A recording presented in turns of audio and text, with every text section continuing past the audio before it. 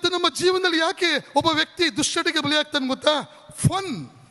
ಕೆಲವರಿಗೆ ಅದೊಂದು ಸಂತೋಷ, ಎಂಜಾಯ್ಮೆಂಟ್.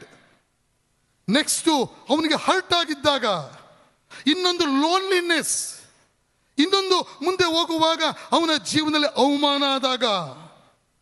ಒಂದು ಸಂಗತಿ ಹೇಳ್ತದೆ, ನೋಡು, ನಿನ್ನ ಮನಸ್ಸಿನಲ್ಲಿರುವ ನೋವನ್ನೆಲ್ಲ ಇದು ಮರ್ತಿಸ್ತದೆ, ನೀನು ಇದನ್ನು ತಗೋ ಎಂಬುದಾಗಿ ಹೇಳ್ತದೆ.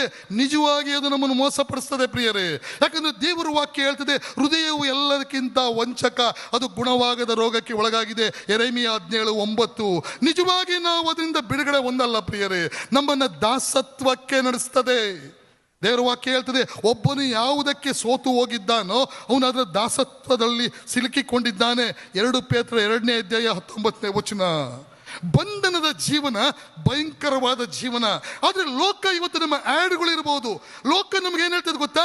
ನಿನ್ನ ಮನಸ್ಸ ಇಚ್ಛೆ ನೀನು ಜೀವಿಸು, ಅದೇ ಸ್ವತಂತ್ರ ಜೀವನ ಎಂಬುದಾಗಿ. ಆದರೆ ನನ್ನ ಪ್ರೀತಿಯ ಸಹೋದರ ಸಹೋದರಿಯರೇ, ಮನಸ್ಸ ಇಚ್ಛೆ ಜೀವಿಸುವುದು ಅದು ಸ್ವತಂತ್ರ ಜೀವನ ಅಲ್ಲ, ಅದು ಕೆಟ್ಟ ದಾಸತ್ವವಾಗಿದೆ ಪ್ರಿಯರೇ.